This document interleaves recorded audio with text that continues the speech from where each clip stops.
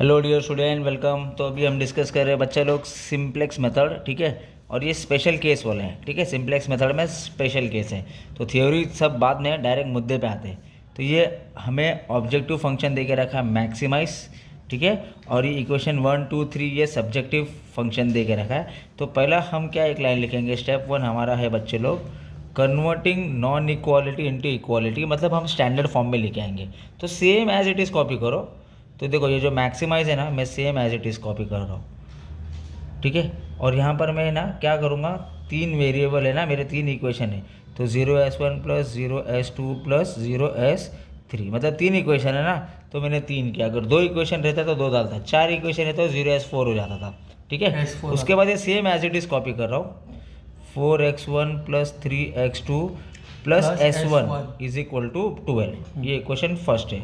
Second वाला भी same, 4x1 plus x2, इधर s2 आ जाएगा, है ना।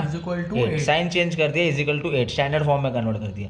थर्ड वाला भी सेम उठा के डाल दो, 4x1 plus 9x2 plus s3 is equal to 8। तो ये हो गया 8 है।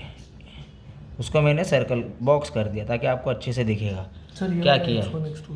हाँ, वो मतलब वो एज इट इज ही डाल दो, उसको कुछ करने की ज़रूरत नहीं है। अपन उसको है ना एंडिंग में समझेंगे कि उसका वैल्यू क्या है, क्या मतलब रिसोर्सेज ख़त्म हो रहा है तो कितने अवेलेबल रिसोर्सेज में वो चीज़ करनी है, वो चीज़ है। तो उसको छोड़ दो, डायरेक्ट मुद्दे पे आते हैं अपन। अभी ये जो मैंने बनाया है ना स्टैंडर्ड फॉर्म में, उसको मैं ना टेबल में लेके आ रहा हूँ, ठीक है। तो टेबल की वैल्यू कैसे लिखना है बच्चे लोग वो देख लो पहला। ये जो मैक्सिमाइज है ना वो सीजे है, ठीक है। तो मैक्सिमाइज वाला मैं पूरा लिख रहा हूँ। देखो ये 9 है, ये 4 है, 0 0 0 0 0, ठीक है। अभी नेक्स्ट में लिख रहा हूँ, ये देखो x1 x2, तो मैंने लिखा x1 x2, s1 s2 s3, s1 s2 s3, इसको अलग। हाँ, ठीक है। पहला वाला जो है ना सी एक्स बी, तो पहला वाला 0 दे दो बच्चे लोग, याद रहेगा। पहला वाला क्या करेंगे, 0 दे देंगे। ये सेम उठा के इधर डाल दो, s1 कितना है 12, s2 कितना है 8 और s3 8, ठीक है। अभी इधर उठा के इक्वेशन उठा के यहाँ पर प्लेस कर देंगे। तो चलो मैं पहला वाला इक्वेशन उठा रहा हूँ। पहला 4 है, फिर 3 है, s1 है ना। तो s1 में आएगा, बाकी कुछ नहीं आएगा। चलो सेकंड वाले पे ध्यान दो, 4 कुछ भी नहीं है ना, मतलब कुछ भी नहीं है तो यहाँ पर 1 आएगा, ठीक है। कुछ भी नहीं है तो x का वैल्यू 1 है ना। तो यहाँ पर मैं क्या डाल दूंगा, 1 डाल दूंगा। तो 4 डाला, 1 डाला, अभी s2 है ना, तो s2 में आ जाओ, ठीक है। और ये 0 हो जाएगा। अभी थर्ड इक्वेशन, तो ये 4 9, ये x2 कुछ भी नहीं है ना। अच्छा 9 है, 9 है, 4 है, 9 है। अब s3 में 1 आ जाएगा, बाकी कुछ नहीं तो 0 0 आ जाएगा, ठीक है। और पहले टेबल में बच्चे लोग zj 0 0 लेंगे, याद रहेगा।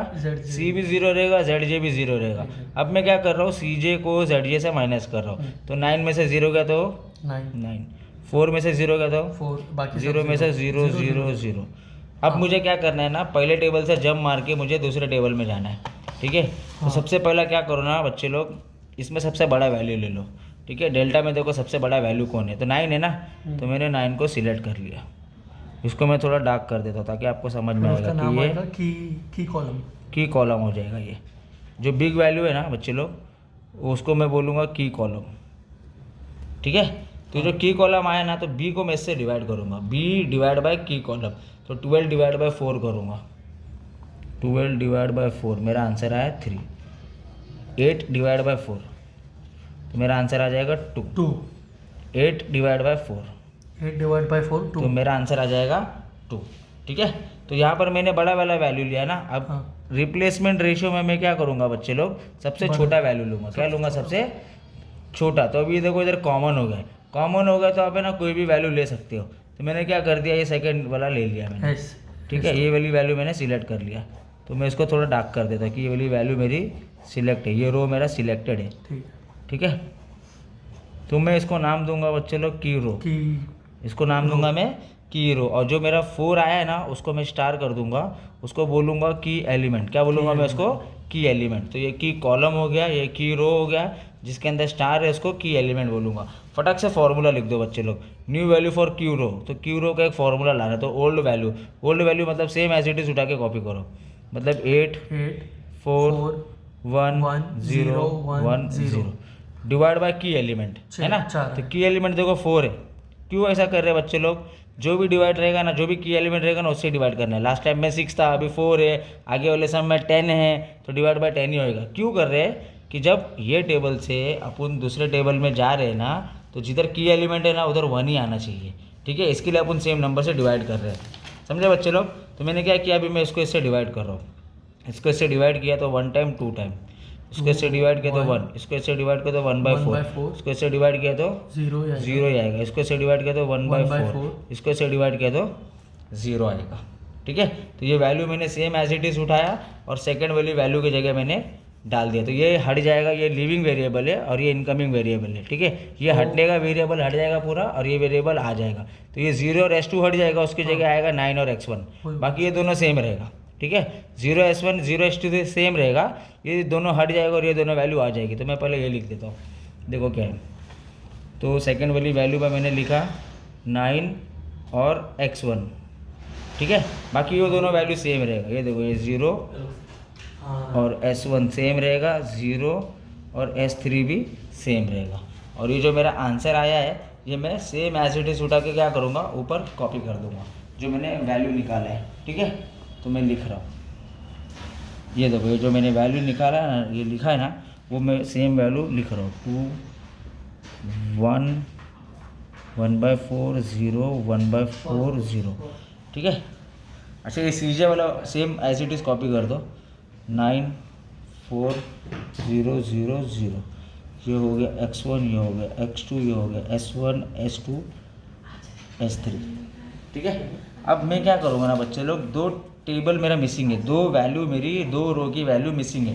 तो मैं क्या करूँगा, उसका मैंने फार्मूला बना कर रखा है, ठीक है। वो फार्मूला मैंने लिख दिया, ऊपर वाले को मैं यहाँ सॉल्व करूँगा और जो सेकंड वाला थर्ड वाला है उसको मैं यहाँ पर सॉल्व करूँगा। तो फार्मूला क्या है, न्यू वैल्यू फॉर नॉन की रो का उसका फॉर्मूला है ओल्ड वैल्यू माइनस करस्पॉन्डेंस की मल्टीप्लाई बाय नया वैल्यू। तो चलो, ओल्ड वैल्यू मतलब देखो ये है ओल्ड वैल्यू, तो मैं सेम लिख रहा हूँ 12 4 3 1 0 0, ओल्ड वैल्यू मैंने लिख दिया। बाद में ओल्ड वैल्यू के बाद क्या बोला है, माइनस बोला है ना, तो मैंने माइनस कर दिया। उसके बाद करस्पॉन्डेंस की बोला है, करस्पॉन्डेंस की मतलब अभी मैं ये सॉल्व कर रहा हूँ ना, तो उसका करस्पॉन्डेंस की 4 ही रहेगा, ठीक है। तो इसका करस्पॉन्डेंस की ये रहेगा और इसका करस्पॉन्डेंस की ये रहेगा। तो मैंने लिखा करस्पॉन्डेंस की 4 मल्टीप्लाई न्यू वैल्यू बोला है, तो न्यू वैल्यू है ना, हमने निकाल के रखे, ठीक है। क्या है न्यू वैल्यू, 2 1 1 डिवाइड बाय 4 0 1/4 0। अब मैं इसको सॉल्व करूँगा, ये मेरी फर्स्ट वैल्यू आ जाएगी, ठीक है। वैसे ही सेम इसकी भी वैल्यू आ जाएगी। तो मैं इसका भी पहले लिख दूँगा फटाफट। ओल्ड वैल्यू मतलब यही है ओल्ड वैल्यू, ये देखो थर्ड वाला सॉल्व कर रहा हूँ ना, तो ये ओल्ड वैल्यू, तो मैं लिख रहा हूँ ओल्ड वैल्यू 8 4 9 0 0 ये 1, ओल्ड वैल्यू लिख दिया, माइनस बोला था मैंने, माइनस कर दिया। अभी करस्पॉन्डेंस चाहिए, ठीक है, करस्पॉन्डेंस। तो करस्पॉन्डेंस मतलब मैं ये सॉल्व कर रहा हूँ ना, तो देखो की एलिमेंट के ऊपर नीचे ही वाला करस्पॉन्डेंस है। जैसे ये सॉल्व किया तो ये करस्पॉन्डेंस था, अभी ये सॉल्व कर रहा हूँ तो ये करस्पॉन्डेंस है। तो 4 है, तो मैंने 4 लिखा, ठीक है। तो मैंने यहाँ पर 4 लिख दिया। अभी उसके बाद क्या है, मल्टीप्लाई। मल्टीप्लाई के बाद बोला है न्यू वैल्यू, तो न्यू वैल्यू है, मैंने निकाल के रखा हो, टेबल में ऑलरेडी है मेरे पास, तो वो value same as it is लिख रहा हूँ मैं। 2 1 1/4 0 1/4 0। अब मैं इसको कैलकुलेट करूँगा, ठीक है, इसको सॉल्व करता हूँ मैं। तो अभी मैं क्या करूँगा बच्चे लोग, इसको ना सॉल्व कर दूंगा फटाफट। तो 4 2 8 हो गया, 12 में से 8 गया तो 4 बचा, है ना। 4 1 4, 4 में से 4 गया तो 0। इसको सॉल्व किया तो 4 डिवाइड बाय 4 मतलब ये 1 ही हो गया, तो 3 में से 1 गया तो 2 बचा। 4 0 तो 0, 1 में से 0 गया तो 1 बचा। ये डायरेक्ट आएगा -1, इसको 4 के टेबल में कट कर दो, -1 आ जाएगा। ये 0 है, तो 0 में से 0 गया तो 0 ही बचेगा। तो ये वैल्यू सेम उठाया मैंने और यहाँ पर लिख दिया 402 1 -1 0, ठीक है।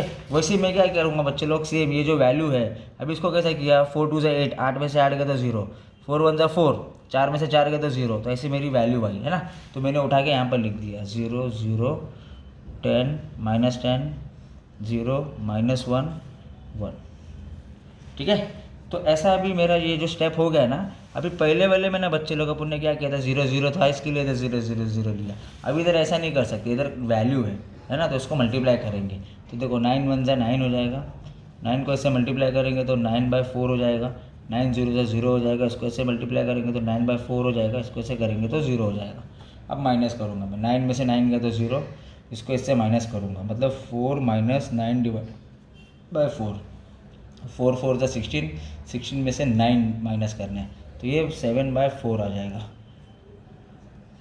0 में से 0 गया तो 0, इसमें से इसको माइनस किया तो -9/4, इसको इससे माइनस किया तो 0।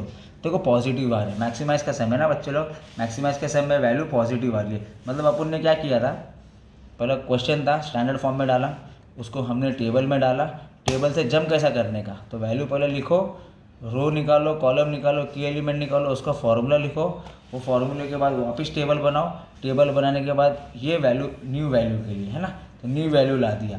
तो अभी मेरा जो सेकंड है ना, सेकंड से मुझे थर्ड में जाना है, वापस सेम प्रोसेस है बच्चे लोग। देखो बड़ा नंबर कौन है सबसे, तो ये सबसे बड़ा नंबर है, ठीक है। अब मैं क्या करूँगा, इसको ऐसे डिवाइड करूँगा, तो इसको इससे डिवाइड किया तो 2 आया, इसको इससे डिवाइड किया तो 1/2 आया, 2/1 आया। और फिर क्या करूँगा, इसको इससे डिवाइड करूँगा, b को इससे डिवाइड करूँगा तो -10 आया। अब इसमें से सबसे छोटा वाला वैल्यू लूँगा, ठीक है। तो सबसे छोटा वाला वैल्यू है यहाँ पर -10 है। तो मतलब बोलने का मतलब ये कि पहला टेबल आपने सॉल्व किया, पहला टेबल से दूसरा टेबल आप जंप कर लिए ना, तो तीसरा टेबल भी आपको आ ही जाएगा अच्छे से, ठीक है। तो ऐसा सिंपल सा सम है, मतलब एक बार 2 बार तो आपको प्रैक्टिस करना पड़ेगा, बच्चे लोग प्रैक्टिस करेंगे तो आपको आ जाएगा। तो पहला 2 बेसिक चीज़ है, पहला बेसिक पे आ जाओ, फिर अपन धीरे धीरे आगे बढ़ते हैं, ठीक है। बाकी सम्स भी अपलोड कर दिया, अच्छे से प्रैक्टिस कर लेना बच्चे लोग। Thank you so much, all the best.